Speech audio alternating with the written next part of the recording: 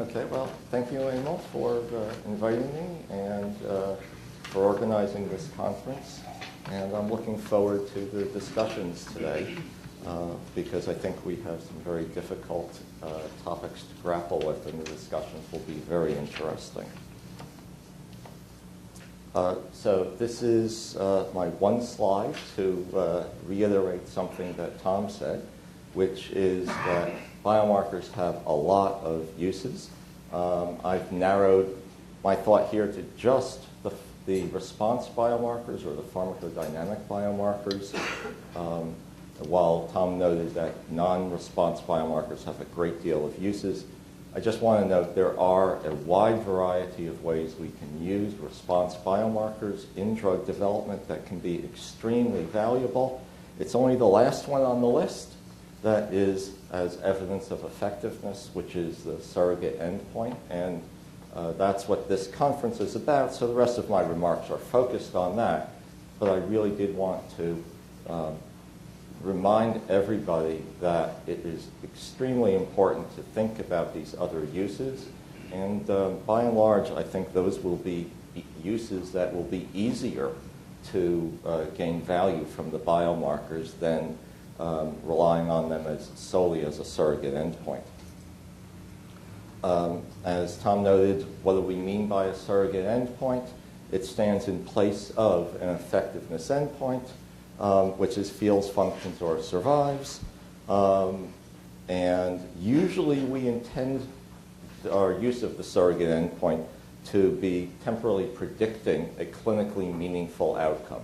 That is, it's not the clinical state of the patient at that moment that we're saying the biomarker is reflective of, but of some future state. That means there are quite a number of assumptions that are being made about the future clinical course of the patient after initiation of drug treatment and after the biomarker is actually measured. Feels and functions. So effectiveness is feels, functions, or survives, as Tom said. Survives is fairly easy to understand and recognize that it's meaningful. Feels and functions are more complex, and Tom talked a little bit about that.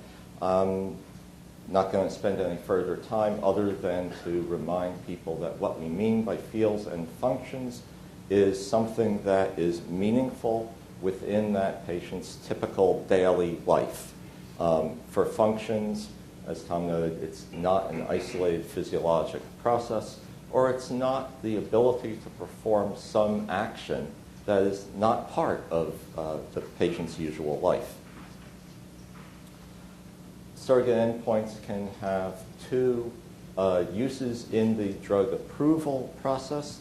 For those that we feel are fully justified as being well understood evidence of effectiveness, we can provide a conventional approval for that drug.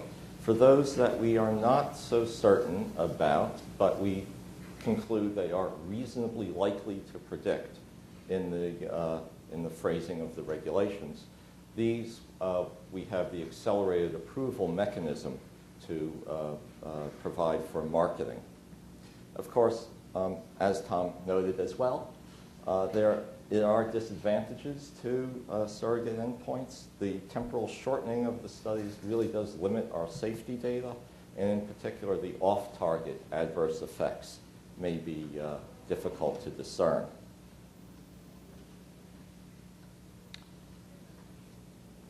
How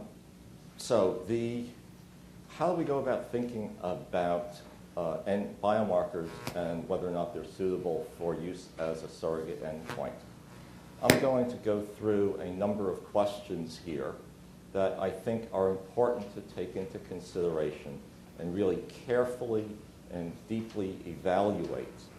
So there are a number of questions, and I would say also that the questions I'm raising here are not intended to be a complete list. I think it's not feasible in any short talk to provide a complete list. And the questions are also going to vary from disease to disease in terms of which ones have greater importance and lesser importance, and which of the questions that I am not naming here may be brought in differently in different diseases as well. But this, I think, the questions I'm going to highlight here, I think, can serve as a starting point for thinking about these things and highlight the multifaceted nature of how we need to think about biomarkers in order to judge them. As my subtitle for the talk was, ultimately we're trying to make a decision about how persuasive the biomarker is as evidence of effectiveness. So there are a number of questions that are related to the disease itself. Do we know the underlying primary cause of the disease? And as Tom noted, for many rare diseases, we actually do have an understanding of the primary initiating cause, which gives us a great step forward over many of the more common diseases that are more complex.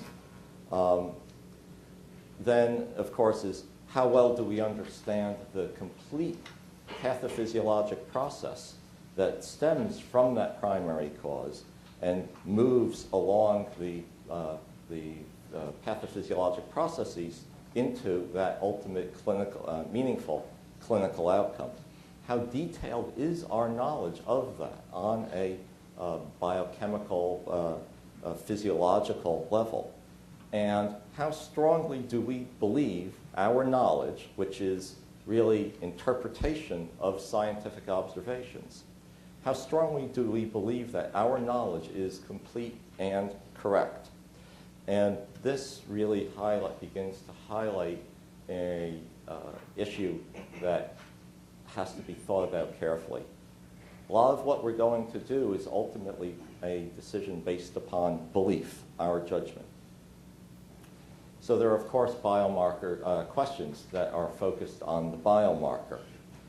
One is, as I think also Tom emphasized, that the biomarker is supposed to be telling us about some clinical outcome. Well, what exact clinical outcome is it expected to predict? Is it expected to predict mortality? Is it expected to predict some functional activity? Is it expected to predict the absence of pain or cognitive abilities?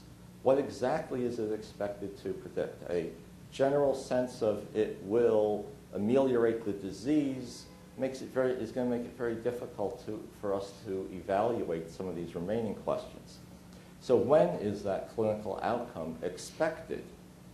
And in particular, when relative to when we're measuring the biomarker. So how long in advance? And we need to understand that in order to, as well, be able to evaluate some of these later questions. Now, what is the physiologic concept that is thought to indicate efficacy? And I'm separating the physiologic concept from the biomarker itself. Ultimately, given our understanding of the pathophysiology, there is some aspect of that pathophysiology that we think is suitable for measurement and would be telling us about the future clinical efficacy. In general, that is often a concept that we then choose to figure out how do we measure it. How do we measure that concept? And remembering that the measurement is the biomarker. The concept is not the biomarker. We are choosing to measure it in a certain way. And for instance, if we think a blood level of some substance is the concept, well, how are we going to measure it? Are we going to make one spot measurement at one particular time? Do we need to measure the daily variation and take the peak level? Do we need to take the average level? Those are all different choices. And in many cases, we will believe that it doesn't matter too much because everything is constant.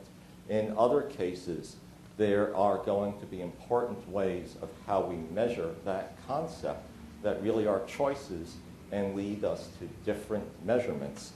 So we should be identifying both the concept and the biomarker and how the measurement itself of that biomarker relates to our concept. As Tom talked about, is the biomarker in the direct pathophysiologic pathway that leads to the clinical outcome? Or is it on some side branch off of the pathophysiology that we hope is still reflective of that pathophysiologic process? But we will have to bear in mind that could the biomarker be altered along its side branch, even if short? Could it be altered and not reflecting the pathophysiologic process as accurately or clearly as we wish? Is it in a unitary part of the pathophysiologic pathway leading to the clinical outcome? Tom's diagram showed that there is potentially several processes acting in parallel that lead to the clinical outcome. And where is our biomarker? Is it in the pathophysiologic process before those branches occur?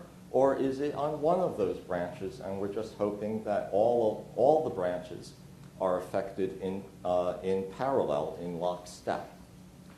Do we know the anatomic location where the biomarker functions in the disease process? Now that, of course, is presuming that the biomarker we're measuring actually is in the pathway and is not on a side branch where it actually is not functioning in the disease process. So if it is in the direct pathway, what's the location in the body where it acts? And are we sampling it at that site where it functions in the pathophysiology? And if not, then how do the measurements at the site of sampling relate to the effects at the site of function? Now, what is the shape of the biomarker clinical outcome relationship?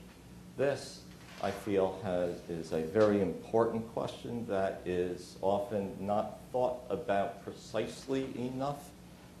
I'm going to be raising this again throughout the rest of the talk. And this is I think, the major question where our quantitative data can play a role. And for instance, Tom showed that figure of reduction in hypertension and reduction of risk. And that is illustrating the shape of the biomarker clinical outcome relationship. And where we can have that kind of quantitative data, it can be very, very powerful. Where we don't have that kind of quantitative data, we have to be very careful about how we interpret the biomarker changes and what we expect of the clinical outcome. There are, of course, issues that are related to the drug itself. How certain are we of the mechanism of the drug's action? And where in the pathophysiology sequence do we believe that drug acts? And what's the relationship of the biomarker's location in the pathophysiology to the drug's site of action? What do we know about the time course relationship of the drug administration and the effects on the biomarker? And thus, when do we need to measure the biomarker in order to be assessing the concept that we believe has meaning in the way that it will be predictive? And what are the assumptions we are making about the drug effect over time between when the biomarker is sampled and the clinical outcome occurs? So there are a wide variety of potential sources of information that can help us assess these questions. There's a number of them listed here, probably not a complete list. There are, of course, clinical trials of the specific drug candidate or drugs that are very closely related to that. And that can give us a very precise understanding of the biomarker clinical relationship. Again, as Tom showed for the cardiovascular and hypertension. But as he showed also, that can take an enormous amount of data. And especially if we're talking about developing the first drug for a disease, we're obviously not going to have the ability to rely upon this kind of information. To the degree we can, it can be very powerful, though. Are there clinical trials of other interventions that have the same or a different mechanism that we understand? Can we bring that information into our thinking? Obviously, understanding the disease pathophysiology and the clinical course comes from basic biological research and clinical research about the disease. What do we understand about normal human physiology and how that relates to the pathophysiology of the disease? Is there information we can pull from related diseases that can help us understand the issues that I was talking about earlier? And of course, animal models of disease can be very informative. They can help us understand some aspects of pathophysiology. They may be able to help us understand how the biomarker relates to the pathophysiology. They may be able to help us understand the relationship to some degree of treatment effects on the biomarker and on the clinical outcome that we're interested in. Of course, the last is dependent upon the animal model really very closely recapitulating the human disease. As we know, animal models often do not fully recapitulate the human disease, and we have to be very careful before we presume that the one animal model we have for the disease is identical to the human disease, because we know that there are often species differences in many different parts of physiology, and can those species differences be important to our biomarker and clinical outcome if all we have is one animal species as the animal model. So judging the strength of the surrogate, it's important to remember that to many of those questions, the answers are not quantitative, and we're not going to be able to have a quantitative criteria for judging those.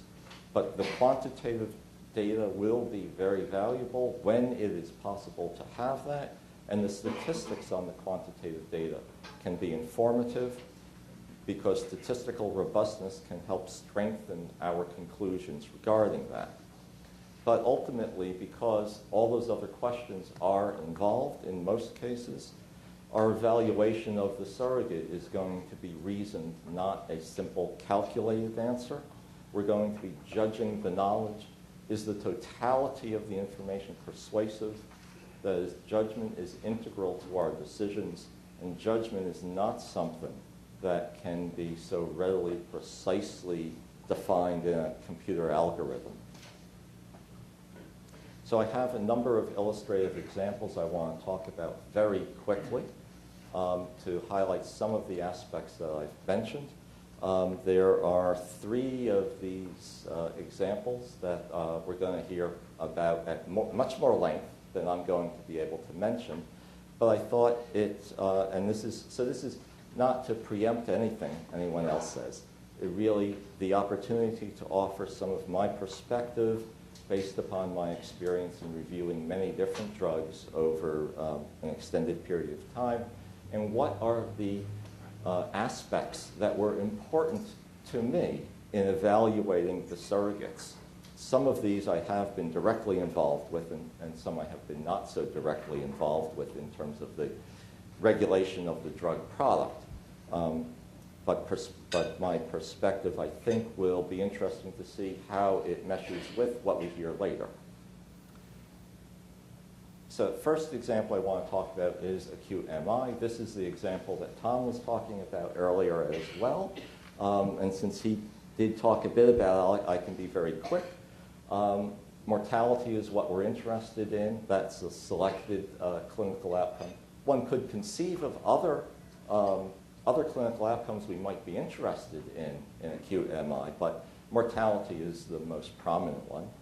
The treatment is an intravenous thrombolytic agent, and the biomarker, or I should say not the biomarker, but the concept we're interested in that we think has a relationship to this clinical outcome is blood flow or patency of the artery.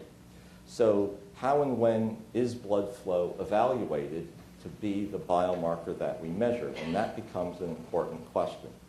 The example is the same example Tom was talking about, the development of Retaplace, where we had a study that evaluated the biomarker and a study that evaluated the clinical outcome. So this is the result, the numeric results of the RAPID-2 study.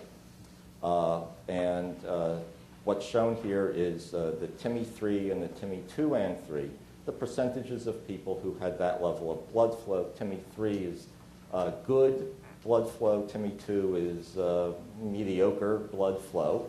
So a question is, should we focus on just good blood flow, or should we include mediocre and good blood flow as being our biomarker? There's also the question of when do we measure it? Do we measure it at 60 minutes or do we measure it at 90 minutes? Those are all questions that need to be thought about if we're going to ask about using this biomarker as a surrogate endpoint. And as Tom also obviously mentioned, we did not in this case use it as a surrogate endpoint, but it's plausible it might have been suggested. The medical field as a whole, though, did feel it was not ready to be used. Nonetheless, if we look at these, whether it's 60 minutes or 90 minutes, or the good blood flow or mediocre plus good blood flow, RPA beats TPA at all of those measures. So that seems pretty good that whatever the right way of measuring blood flow is, RPA ought to be better than TPA in reducing mortality. And I would have viewed this as, boy, this is really convincing on the biomarker, really encouraging. So then the Gusto 3 study was done.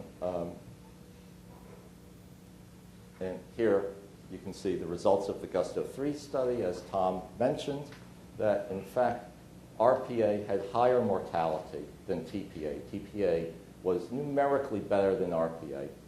Admittedly, the confidence interval around that difference really does include no difference, as well as the possibility that RPA might be a little bit better than TPA. But in short, it is clearly by no means definitive that RPA is better. And as then Tom also mentioned, suppose we measured the biomarker in a different way and asked about what happens at 30 minutes, earlier on degree of opening the occlusion. And if we asked about TIMI 3, that is the good blood flow at 30 minutes, we see that actually TPA is better than RPA. If we asked about mediocre plus good blood flow, they're really the same. That if we had selected that as our biomarker, either of those, we would have had no expectations that RPA is better. So this, I think, is illustrating what I mean by we have a concept that is what we think is related to the clinical outcome. In this case, our concept that we think indicated efficacy was blood flow. But the question becomes, how and when should it be measured? And what is the shape of the relationship? Should the 10 or 15% difference in blood flow there be expected to translate into much of a difference in mortality? We don't know. So this is really talking a little bit more about the clinical biomarker relationship and emphasizing here that this should be thought of as a quantitative relationship. And we see here just a few conceptual examples of, we have the biomarker ranging between some low value and high value, and the clinical status in the future between a poor and good outcome. Low values, in this example, low values of the biomarker are associated with good clinical outcome, high values of the biomarker with poor clinical outcome. There can be a whole variety. A biomarker can have a whole variety of different shapes to this relationship. And it's going to matter which one of these relationships is the truth. If we just assume that it's a linear relationship across here, if it's one of these others, we could be very misled. So having some understanding of this is important. If all we have going into this is data that, well, definitely high biomarker levels are associated with poor clinical outcome and low biomarkers with good outcome, but we have no information about this middle range of biomarkers, we don't know which of these curves is actually the case. And that can translate into big differences in what a change in biomarker actually means. This, of course, is presuming that the biomarker has some relationship, which we hopefully are focusing on a biomarker that does have some relationship. So cutting down to just 3 curves and that idealized linear relationship, you can see that if the biomarker was changed from this higher level of B2, moderately high down to a moderately low level of B1, what's the effect on the clinical status? Well, each of these different relationships gives us a different amount. If it's this red curve, then we get a modest change in clinical status that is still just in the poor range. If it is the green curve, we again get a modest change in clinical status, but it's only changing from good to nearly good. If it was this green line in the middle, then we get this enormous change in clinical status. And if it's fortunate enough that we're working on changing the biomarker in a range that this curve shows its greatest sensitivity to, then that biomarker is great, because that biomarker really is telling us about the clinical impact of the drug. And obviously, just an example, if it was this idealized linear relationship, that's a very good change, but it's actually less than the ideal if we happen to be working on the region of greatest slope in that biomarker relationship. So understanding what that relationship is going to be essential to how we judge whether or not a biomarker is good as a surrogate. Moving through quickly some of the examples I want. Alpha-1 antitrypsin deficiency. It's a monogenic autosomal recessive disorder. We understand the basic defect that leads to the disease. It's a deficiency of this protein. The approval of this drug was based upon the surrogate. And this was conventional approval, not accelerated approval, a conventional approval on the surrogate of the serum concentration of this protein during treatment. So how do we reach the conclusion that we could do this? The protein, we know, is predominantly made in the liver. It's then excreted from the liver into the bloodstream, and it's distributed to the rest of the body through the bloodstream. The function that we're interested in is it protects the lung from proteolytic damage. And the protein gets into the interstitial space within the lung tissue and on the alveolar surface, so that when leukocytes are cleaning the lung from all the contaminants that we breathe in and release their proteolytic enzymes, this antitrypsin protein will neutralize it and prevent those proteolytic enzymes from damaging the lung tissue. If that's not there, then we see the disease, and the predominant clinical manifestation we were focusing on is emphysema. The treatment was IV infusion of the alpha-1 antitrypsin protein. We're replacing the missing protein. We're inserting it into the bloodstream. So evaluating this, the basis of the disease is known. We understand the physiology, the early parts of the physiology pretty well. We understand the pathophysiology pretty well. Some uncertainties really do exist in the pathophysiology, but they're chiefly after. Those uncertainties occur chiefly after the point of where the drug is inserted into the pathophysiologic pathway and the biomarker is measured. So those uncertainties are not going to cause us a great deal of difficulty. And the treatment mechanism is well understood in relationship to the pathophysiology. That is, the biomarker is directly in the pathophysiologic process. The shape of the biomarker clinical relationship, however, was poorly understood. Only in a subset of patients in a narrow biomarker range could we think we had some reasonable understanding of the shape of that biomarker clinical relationship.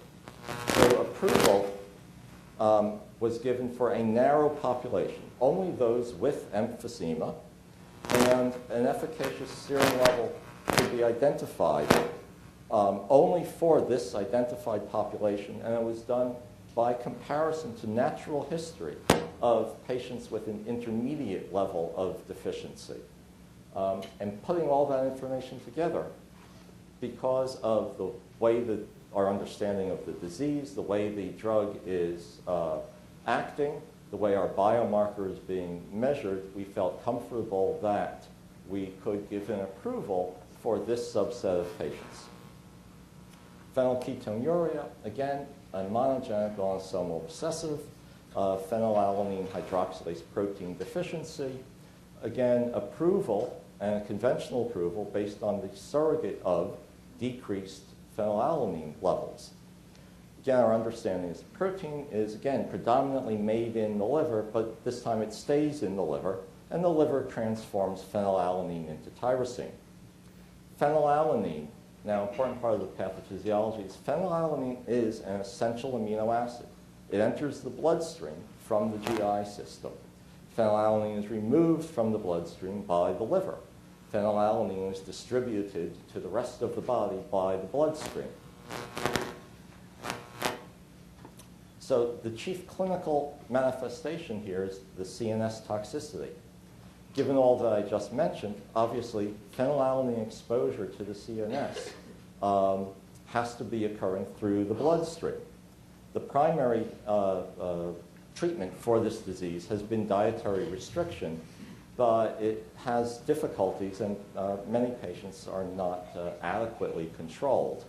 So we understand the pathophysiology fairly well. Again, there are uncertainties in the pathophysiology, but it occurs after the point of measuring the biomarker. That is, we measure the biomarker in the bloodstream, and our uncertainties really begin to develop in how exactly those bloodstream levels cause the CNS toxicity.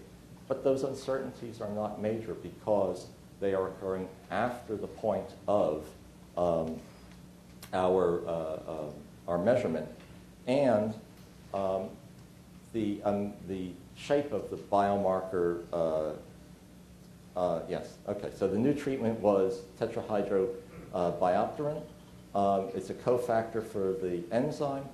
We expect it to increase endogenous activity when there is small but not absent amounts. So important aspects were, again, a narrow population was approved, only those who showed a response to a trial of therapy, and only those with inadequate control by diet.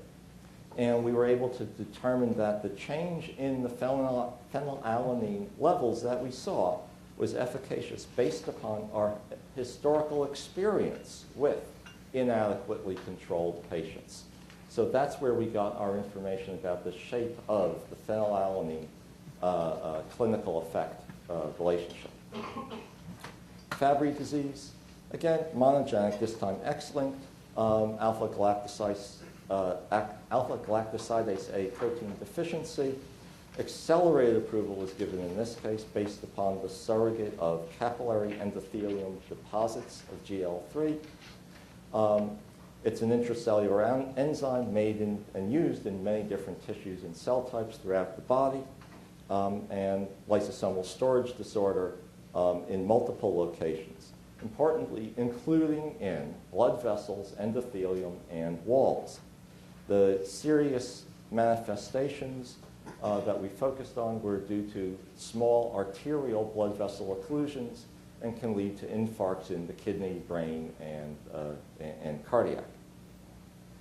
The early steps in the pathophysiology is well understood, but there is successively increasing amounts of uncertainty in our precise knowledge as we move along in that pathophysiologic pathway, and exactly what are the final triggers for the vascular occlusive events are not well understood. The treatment is intravenous enzyme, which is intended to be taken up by multiple cell types into the lysozymes and decrease the GL3 accumulation. There are notable uncertainties related to this biomarker's interpretation. The infarcts are from small blood vessel injury, not capillary events. So it's not the capillaries that cause an infarct. It's the small blood vessels. But we were able to reason that the endothelium of the capillaries and the small arterioles are similar, and they're exposed to the same blood contents. The renal capillaries are what are being measured, and they're likely similar in their experience of how they're injured to brain and cardiac capillaries. And the biomarker was being measured in renal tissue, and kidney injury is a major manifestation of the disease. So the shape of the biomarker clinical outcome relationship, though, is still very ill-defined. But we were able to think about this and recognize that even in spite of that ill definition of the quantitative relationship, if we saw a very large magnitude and very large extent of the biomarker effect, well, maybe then just knowing about the two ends of the curve was going to be sufficient to have reasonable confidence that it would be predictive. And so that is the way this biomarker was measuring the concept of what we think is related. Patients were designated as having good outcome if at least 95% of the capillaries in a renal biopsy had either no or only trace levels of GL3, and amongst those, at least half of them had to have truly no GL3 seen. This is in comparison to the untreated state where nearly all the capillaries show substantial amounts of GL3 deposits. So the size of the difference, the magnitude of the effect goes from enormous amounts of accumulation to nearly none, and the extent had to be really very uniform within that kidney of a patient has good outcome if essentially their kidney capillaries look nearly normal in comparison to widespread accumulation, heavy accumulation in the untreated patients. And the biomarker results did support that expectation. Most treated patients qualified as having good biomarker outcome, and no untreated patients could qualify as that. And so that gave us enough confidence that we could believe it was reasonably likely to predict, and accelerated approval was given. Last example I want to touch on is MPS I. Again, we understand the underlying cause. It's a monogenic autosomal recessive lysosomal storage disorder of the IDU protein. The biomarker that was for consideration was urine GAG levels. And GAG are the substrates for this enzyme. But of course, in this disease, there is a range of severity.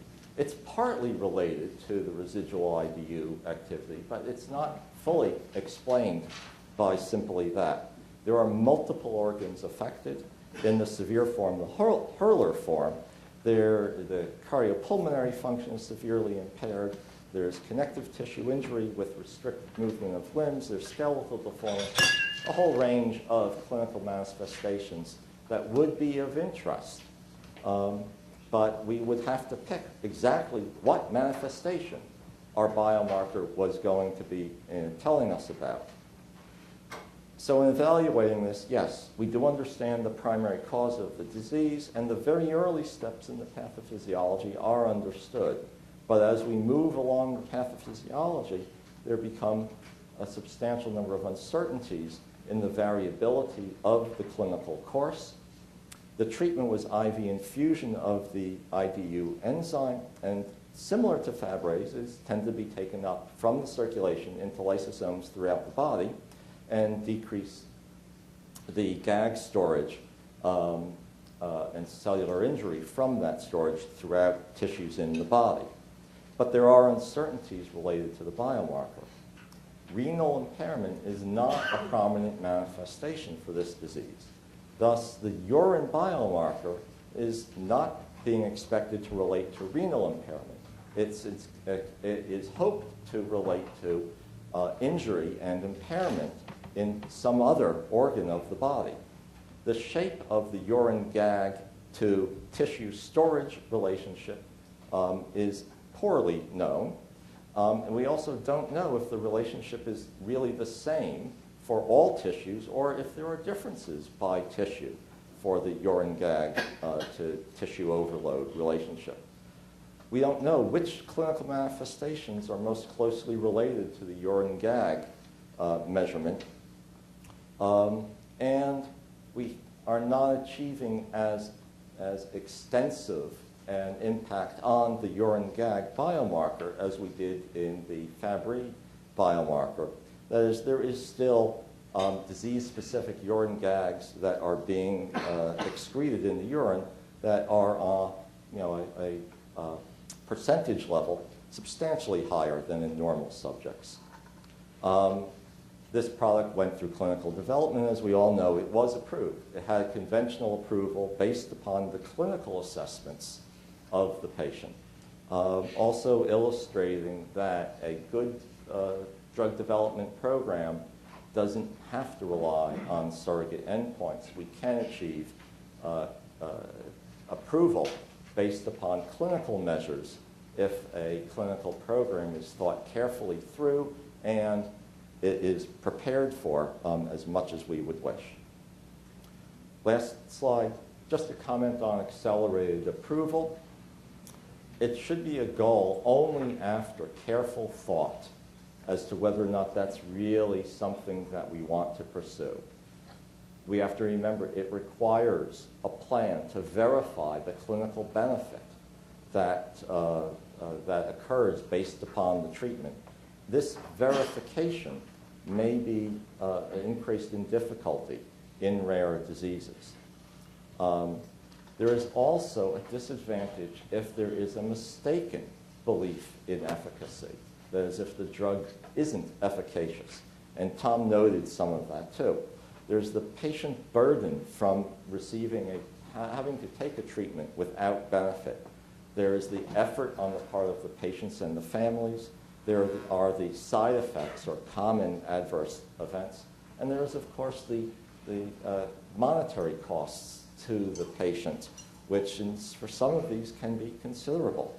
And all of that can be a significant burden to the patient. There are, of course, the safety risks, and any safety risks from a treatment that has no benefit are really inappropriate. And lastly, the availability of a treatment that is thought to have efficacy in a disease that has no other treatment can actually be an impediment to developing a second treatment, which might be truly efficacious. So incorrectly approving and making available a treatment that has no benefit can inadvertently wind up delaying getting treatments that do have benefit. Thank you.